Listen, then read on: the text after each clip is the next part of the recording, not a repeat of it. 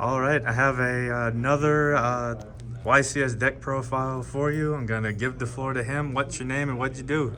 My name is Matthew Ellis, and me and my Team Scheme, we top 16 YCS Vegas. And what'd you play? I played the best deck, which was branded. All right, let's jump right into it. All right, 3 Allure, 1 Ad Libitum, 2 Tragedy. Those were my Despias. For the Albas and Friends, I did 2 Blazing Cartasia. Kind of starting there, I know that's a little different. How was the 2 Cartasia for you? I enjoyed 2 a lot, and the reason why is because if I played against Cash and I lost the die roll, I never wanted it to be one of the cards that got banished. I wanted to be able to have another card in my deck if one got banished.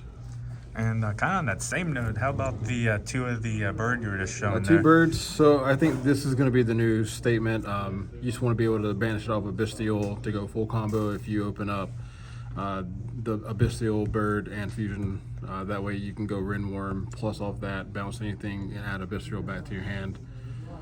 1 Shrouded Dragon, 1 Spriggan's Kit, 2 Albaz. Okay. Would you say that's probably going to be like pretty much the new standard or relatively close? I think 2's right. I didn't like 3 when I was testing it. I felt like there's too many times that you'd open up 2. There's always the fear that 1's going to get banished off of a cash board. So that was the fear, but I think 2's is fine. Worst case scenario, you can use the Shrouded Dragon in the graveyard, or if it's on the field. So those 3 Nib. How'd that do for you? I thought Cash was going to be the best deck and the most popular deck in the room. Teams that played around it, Dominant Couch and them, they summoned 4 times, so that was the only team that we lost to. Other than that, Nib, I never hard drew Nib and couldn't use it, so it was a good choice. I still stand by it. Worst case scenario, it's a light in the deck. For the Bestial count, 3 Saronir, 2 Lebellion, and 1 Magnemite. I'm sure people can be wondering kind of a little bit why or how this kind of new package has been working for this deck. I think at first I was very skeptical about trying to minimize the Bestial count, but as the day went on and testing went on, the lower one was fine. The 1 Magnemite, just because they can search an Albaz or a Shrouded in the end phase. These get to any of your Bestials, tributing over your Albion to set some Branded Lost or Branded Beast is good. And then this is probably the best Bestial for this deck, as it allows you to dump another Bestial card or Branded Spell or Trap. So I thought those were key.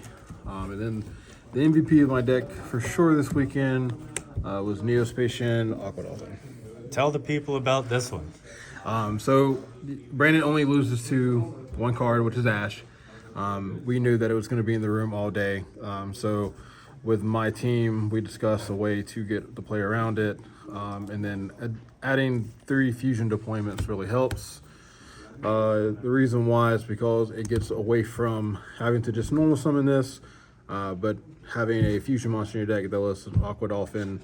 So it gave me another target off a deployment, but all weekend long I ripped 4 Ashes, and if I didn't rip an Ash with the card, I got to play with perfect information. Yep. No, that's just insane. For the spells, I elected for no Super Poly, but 3 Allure, 1 Branded Red. I think I would probably cut this to 2.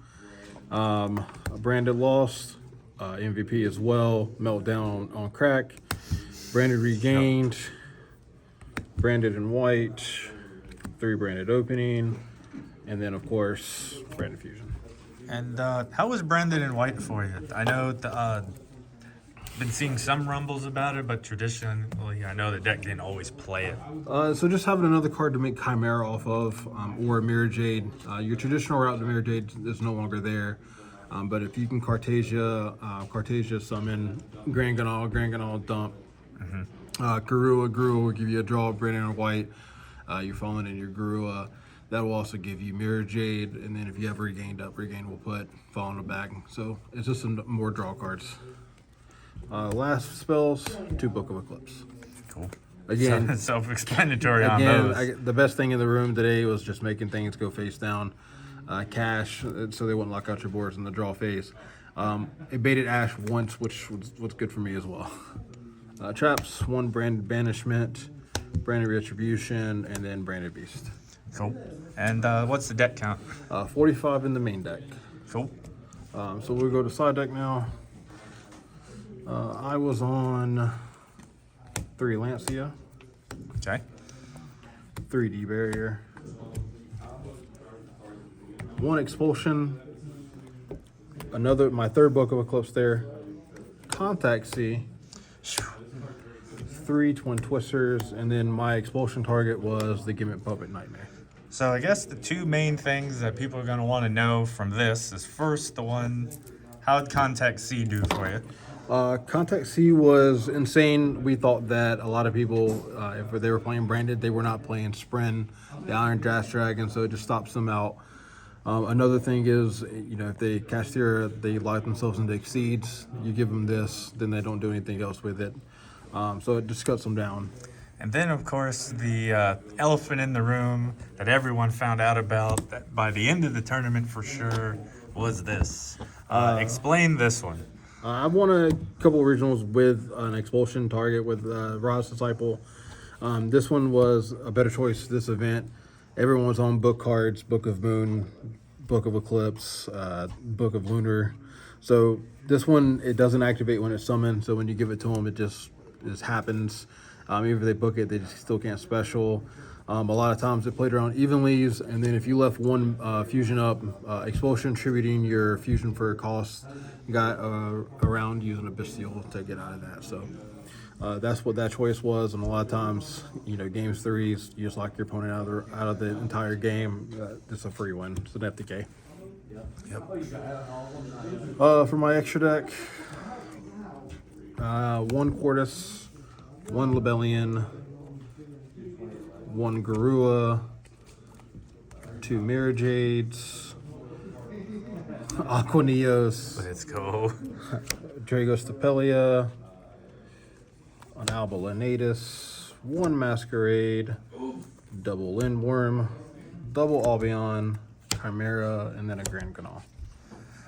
If I would change anything, I think that I didn't miss Perskinian at all. But there were times that I did miss the Guardian Chimera. A lot of times, if Cash went first and Unicorned, this was what they always hit. I had a couple hit Libellion first that let me keep Guardian Chimera, and then, that came back to bite him in the ass. But that was the deck. And so overall, what would you say? So what was the matchup for this that you personally faced? Round 1, I aquaed off on some guy and figured out that I was playing Dynamorphia evenly, and I got to play around the evenly. I played against Tribe Brigade Sprite, a lot of Cash.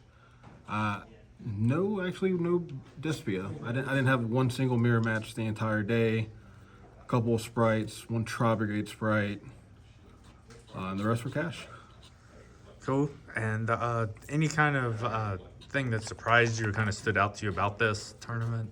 A lot of people did not understand how the branded deck worked still. So that was a surprise for me. I saw a lot of people still having a high amount of Bestials, which surprised me, knowing that there's not really a lot of Light and Darks. But other than that, nothing really surprised me about it. Our team went in thinking that Cash was going to be the most represented in it, and it definitely was. And really, to close it out, have any shout-outs? Shout out to Team Unbound, Kevin Lee, Alex and Zach Perkins, Tony Watkins, Ara, and Alex that let me borrow some cards. They were with me the entire time. Shout out to them. Shout out to Team Scheme, Shannon and Wes. They were there for me. Willie Goff, Jay Barham, they let me borrow some cards as well. But anyone that spent time testing with me. And then, of course, Chris Lofton, been there through me day 1 with the branded stuff. So we went back and forth with some ideas. But that's pretty much it. All right, awesome. Again, congratulations on the top. We're definitely proud of you. Thank you. Thanks for the profile. No problem.